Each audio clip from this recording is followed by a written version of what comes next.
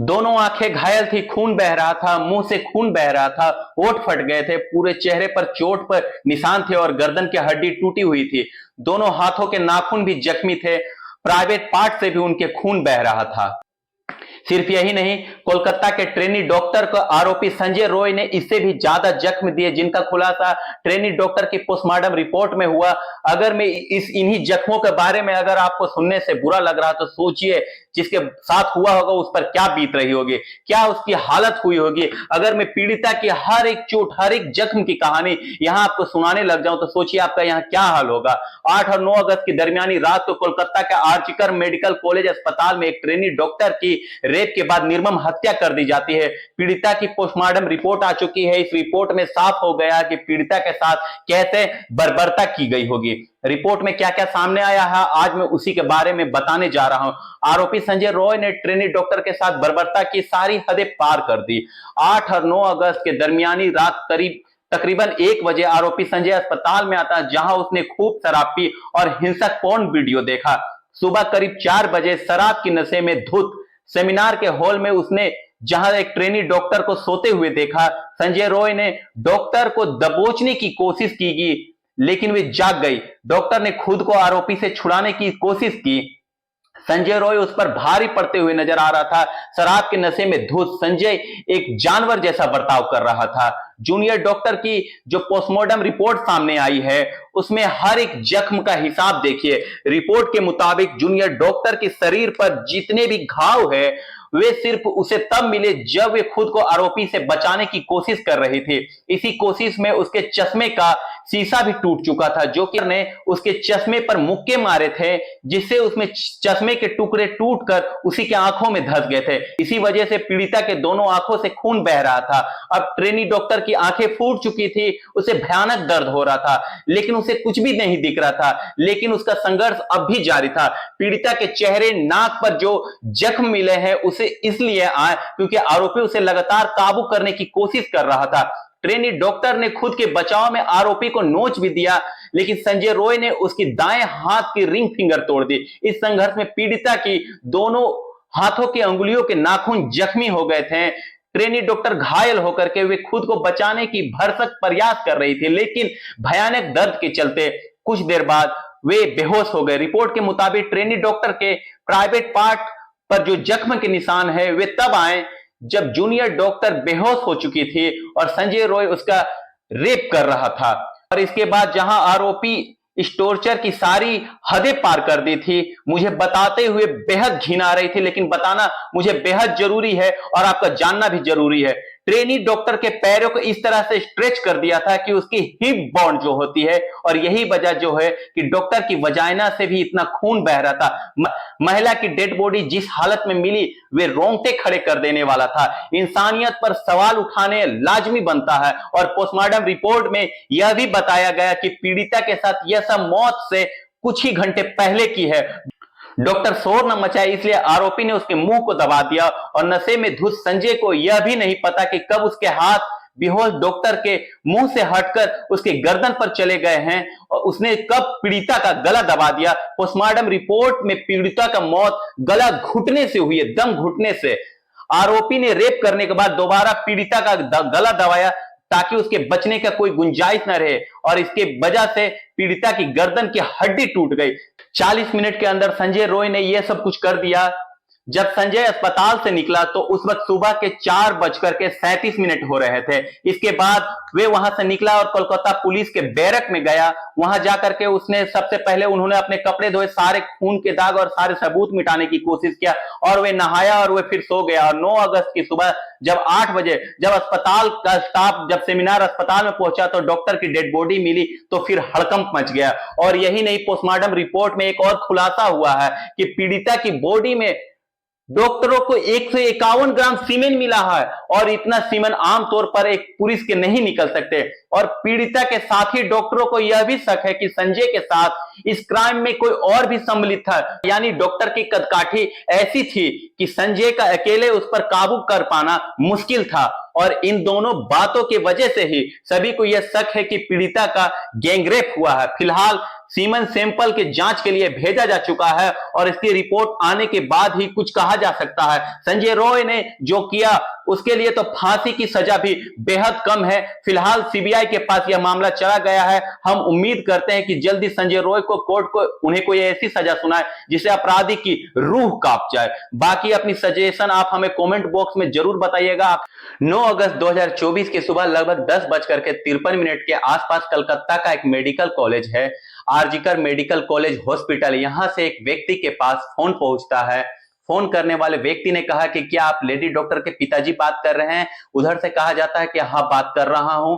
बात बताया जाता है कि जितनी भी जल्दी हो सके आप मेडिकल कॉलेज में आ जाइए, आपकी बेटी की बहुत ज्यादा तबीयत खराब है। जैसे ही पिता ने यह बात सुनी, पिता को यह बात यकीन नहीं होता। रात तो बात हुई थी लेकिन अचानक से फिर बेटी की तबीयत कैसे खराब हो गया? इससे पहले कि वे पूछ पाते फोन कट जाता, और फोन जब कट जाता है तो पिता ने उस व्यक्ति को एक के बाद कई बार कॉल करना शुरू कर देते हैं, लेकिन वो व्यक्ति फोन रिसीव नहीं कर रहा था। हार थक करके जब बात कई हो जाते हैं तब उसने फोन रिसीव किया। पिता पूछते हैं आखिर मेरी बेटी को हुआ क्या है?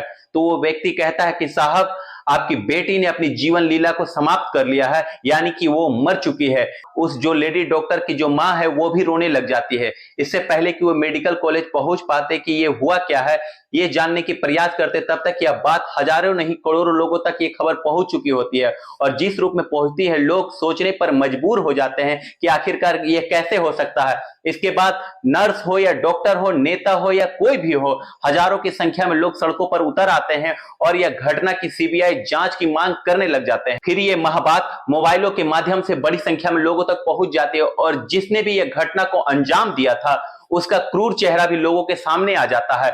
दरअसल यह चेहरा इंसानियत के शर्मसार कर देने वाली घटना है। जिसने भी घटना के बारे में सुना वह यह घटना को लेकर के सोचने पर मजबूर हो जाता है कि इंसानों की शक्ल में यह कौन सा जानवर है या भेड़िया कौन सा है। आज की कहानी सुनने के बाद शायद आप भी भौचक्के रह सकते हैं। आदाब, नमस्कार, सत श्री अकाल। मैं मनोज यादव आज की सच्ची घटना में आपको सुनाने जा रहा हूं। यह सच्ची घटना पश्चिम बंगाल की राजधानी कोलकाता सिटी का एक इलाका है लाल बाजार, और लाल बाजार इलाके में आरजीकर मेडिकल कॉलेज हॉस्पिटल में दरअसल इसी मेडिकल कॉलेज की चेस्ट मेडिसिन डिपार्टमेंट की पीजी पोस्ट ग्रेजुएट में ट्रेनी डॉक्टर होती हैं। वे ट्रेनी डॉक्टर जो 8 अगस्त की रात लगभग 11 बजे के आसपास उनकी मां का कॉल आता है। मां अक्सर अपनी बेटी को फोन करती है, उसकी हालचाल लेती है। आज भी हालचाल लिया, बेटी तुम क्या कर रही हो, कैसी हो? मां तू रोज फोन करती हो, क्या बात है? तो वह पूछती है कि बस मैं ये पूछ रही थी बेटा कि तुमने खाना खाया कि नहीं। बेटी हंसकर जवाब देती कि मां मैं अभी खाना नहीं खाया, खाना खाने का मेरा टाइम नहीं हुआ है, टाइम हुआ है राउंड पर जाने का, मुझे मरीजों को देखने जाना है, अब मैं फोन रखती हूं। जैसे ही मुस्कुराते हुए बेटी ने फोन रखा, मां को तसल्ली हो जाती कि बेटी ठीक है। बेटी अब राउंड पे निकल जाती है, लेडी डॉक्टर है, ट्रेनिंग ले रही है यहाँ पर और पोस्ट ग्रेजुएट की छात्रा है वो। इसके बाद वे जगह जगह जाकर के जो मरीज है मरीज से मिलती है, जिनको दवा देनी है, जिनको इंजेक्शन लगाना है, चाहे जो भी जो उनका जिम्मेवारी होती है, वे अपनी सारी जिम्मेवारी बखूबी निभाती है। उसके बाद कब रात के 2 बज जाते हैं पता ही नहीं चलता। अपने जूनियर से बात करती है, क्या तुम लोगों ने खाना खाया कि नहीं खाया? जूनियर कहते हैं जी हाँ, खाना तो अभी नहीं खाया, साथ मिलकर खाते हैं। अब वे लेडी डॉक्टर अपने जो दो जूनियर होते हैं उनके साथ बैठ करके इत्मीनान से हंसते हुए बोलते हुए खाना खाती है। और वे खाना खाने के बाद कहती मुझे थोड़ी सी थकन हो रही है, मैं आराम करने के लिए जा रही हूँ। यानी 4थी मंजिल पर सेमिनार हॉल है, वे लेडी डॉक्टर वहां आराम करने के लिए चली जाती है। और उसके बाद अगला दिन निकलता है, यानी 9 अगस्त 2024 की सुबह लगभग 6 बजे के आसपास कुछ लोगों की नजर पड़ती है महिला डॉक्टर के ऊपर। महिला डॉक्टर को जिस हालत में देखा जाता है कोई देख नहीं पा रहा था। दरअसल उनका जो शरीर था वे अर्धनग्न अवस्था में था। अब सर से पैर तक ऐसा कोई हिस्सा नहीं था जहां पर चोट के निशान नहीं था। ऐसा लग रहा था कि जैसे किसी ने अलग अलग हिस्से को अलग से काटा है और उनमें नुकसान पहुंचाने की कोशिश की गई है। आंख हो, मुंह हो या प्राइवेट पार्ट हो, वहां से ब्लड बह रहा था। साथ ही जो उनकी गर्दन है, उनकी गर्दन की हड्डी टूट चुकी थी। अब ये बात घर वालों को सूचना दी जाती है, यानी दूसरे रूप में दी जाती है, यानी तुम्हारी बेटी पहले बीमार है। यानी घर वाले जब परेशान हो जाते हैं तब उसके घर वालों को बताया जाता है कि तुम्हारी बेटी अपनी जीवन लीला को समाप्त कर लिए, यानी कि वो मर चुकी है। यानी घर वालों को यकीन नहीं हो रहा था कि रात जब 11 बजे बात हुआ कि आखिरकार वो बेटी मर कैसे सकती है। ये बात हॉस्पिटल से डॉक्टर के पास पहुंचती है, नर्स के पास पहुंचती है। जैसे जैसे ये बात लोगों तक पहुंच रही थी, लोगों में उबाल फैलने लगता है, गुस्सा आने लगता है। उसके बाद डॉक्टर हो या नर्स हो, ये सभी लोग धरना प्रदर्शन शुरू कर देते हैं। बात बीजेपी के नेताओं तक पहुंचती, बीजेपी के नेता भी सड़क पर उतर आते, कहते हैं कि इस मामले को दबाने का प्रयास किया जा रहा है। कहीं ना कहीं पुलिस की जो भूमिका है वो सही नहीं है, मेडिकल प्रशासन की जो भूमिका है वो सही नहीं है। इस तरह से यह मामले को दबाने के, यानी सरकार पर भी उंगली उठाई जाती है। ममता बनर्जी की सरकार चल रही है पश्चिम बंगाल में, उस पर भी उंगली उठाई जाती है कि इस मामले को दबाने का प्रयास किया गया था, उस पर सीबीआई जांच होनी चाहिए। अब इस पुलिस ने आनन फानन में घर वाले को बुलाया, पिता ने अपनी बेटी को जो अर्धनग्न अवस्था में देखा तो पिता रो रो करके उनका बुरा हाल हो चुका होता है। अब हर किसी के जुबान पर एक ही बात थी, जो ये लेडी डॉक्टर है उनका बहुत अच्छा स्वभाव होता है। 31 साल की लेडीज डॉक्टर है, जिनका एक ऐसा डॉक्टर जिसका इतना अच्छा उनका स्वभाव है और सबके साथ उनका एक प्रिय स्वभाव है, आखिरकार लोगों की मदद करती। कौन इसको आखिरकार इस तरह से मारेगा, कौन इसका बलात्कार करेगा, कौन इसके शरीर को हर एक हिस्से को दांतों से काटेगा, कौन इनके शरीर का गर्दन तोड़ेगा। हर किसी के जवान पर एक ही सवाल था। पुलिस ने लाश को कब्जे में लिया, पोस्टमार्टम को भेजा गया। पोस्टमार्टम की जब रिपोर्ट आती है, अब ये रिपोर्ट इस कहानी को सोशल मीडिया के माध्यम से लोगों पर वायरल होती है तो लोगों में उबाल फैल जाता है। अब लोग कलकत्ता के सड़कों पर उतरने लगते हैं। हर किसी के बस एक ही मकसद था, आखिरकार इस घटने पर जितनी जल्दी हो सके खुलासा होना चाहिए। ज्यादातर लोगों ने फांसी की सजा की मांग करने लगते हैं। जब दबाव बढ़ने लगता है, चाहे केंद्र सरकार से हो चाहे अलग अलग राज्यों से, जहां देखो वहां से दबाव बढ़ना शुरू हो जाता, तो ममता बनर्जी भी कहने लगती है हाँ इसे फांसी होनी चाहिए, मैं फांसी की पक्षधर नहीं हूं। जिस तरह से घिनौनी यह गंदा कृत्य किया गया है, इसमें बड़ी से बड़ी सजा मिलनी चाहिए। हम सजा दिलाने के लिए पक्षधर हैं। अब चाहे सीबीआई जांच करे, चाहे कुछ भी हो, चाहे एसआईटी का गठन जांच कर दिया गया है। एसआईटी पर इतना ज्यादा प्रेशर था, किस तरह के मामला पर जांच और पड़ताल करनी ही थी। बारीक से बारीक चीजों को जब देखा गया तो एक समान एसआईटी के हाथ लग जाता है। अब उसके बाद सिस्टम के कैमरे खंगाले जाते हैं। तकरीबन 5 और 6 ऐसे लोग थे जो सेमिनार के इर्द गिर्द हॉल के सामने देखे जाते हैं, तो सीसीटीवी कैमरे के दायरे में आ जाते हैं। उन लोगों के पास जाया जाता है, उन लोगों से कहा जाता है कि आप अपना ब्लूटूथ कनेक्शन ऑन कर दीजिए। जैसे ही ब्लूटूथ कनेक्शन ऑन किया जाता है, उस एक व्यक्ति का मोबाइल कनेक्ट हो जाता है। जैसे ही उससे कनेक्ट होता है, पुलिस के लिए प्राइम सस्पेक्ट हो जाता है, वही व्यक्ति हो जाता है। उस व्यक्ति का नाम होता है संजय राय। दरअसल जो संजय राय होता है, पुलिस कल्याण बोर्ड में सहायक भूमिका में होता है, यानी सिविल वॉलंटियर होता है, जिसका काम ही इस हॉस्पिटल के जब चाहे तब आना होता है। किसी न किसी के मदद के रूप में वो यहां आया करता था। इस व्यक्ति से जैसे ही यह ब्लूटूथ कनेक्शन कनेक्ट होता है, वे लाश के बिल्कुल पास पाया जाता है। पुलिस के लिए यह प्राइम सस्पेक्ट हो जाता है। पुलिस ने जब उसको पकड़ा, उससे जब सख्ती से पूछताछ करने की कोशिश की तो उसने कुछ बातों को स्वीकार कर लिया, लेकिन जब इसके बारे में देखा, इसका मोबाइल को चेक किया गया तो उसमें पोर्न वीडियो मिल जाता है। जब लोगों ने, यानी मीडिया वालों ने जब इससे घर में जाकर के बातचीत करना शुरू कर दिया, जब परिवार वालों से बातचीत करना शुरू कर दिया गया, तो 55/B शंभुनाथ पंडित रोड का यह निवासी होता है, अपनी मां के साथ रह रहा होता है और बहन के साथ इसका झगड़ा हो रहा होता है। बहन को इसकी आदतें पसंद नहीं थी। पता चलता है कि यह व्यक्ति खुद को पुलिस वाला बताता है। यह व्यक्ति दरअसल मोबाइल पर गंदे गंदे वीडियो देखा करता है। यह व्यक्ति चाहे कोई महिला हो, चाहे लड़की हो, कम उम्र की हो या ज्यादा हो, उसे कोई फर्क नहीं पड़ता। इसकी आंखों को अच्छी लगे, उसे यह देखने के लिए कोशिश करता है। इसने एक नहीं कई शादियां कर रखी थी और कई शादियां करने के बाद जब बीवी से मन भर जाया करता था तो उसको वो तलाक दे दिया करता था। लेकिन एक बीवी उसकी ऐसी भी थी जिस बीवी की उसकी मौत भी हो चुकी थी।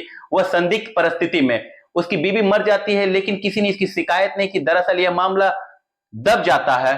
खुद को यह अपने आप को बॉक्सर बताता है, इसकी हष्ट पुष्ट बॉडी वगैरह होती है। साथ ही ये व्यक्ति अपने आप को पुलिस वाला बताया करता था। आसपास के लोगों को हिम्मत नहीं पड़ती थी कि इसके खिलाफ विरोध कर सके, चाहे कोई सवाल जवाब कर सके। ये कभी भी इस हॉस्पिटल में आया जाया करता था, गंदी नजर रखता था।